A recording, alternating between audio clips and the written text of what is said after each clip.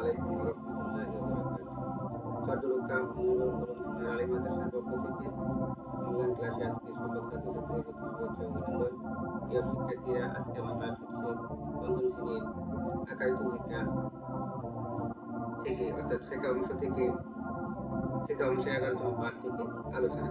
আজকে আমার আলোচনার বিষয় হচ্ছে সাওমের পরিচয় ও গুরুত্ব।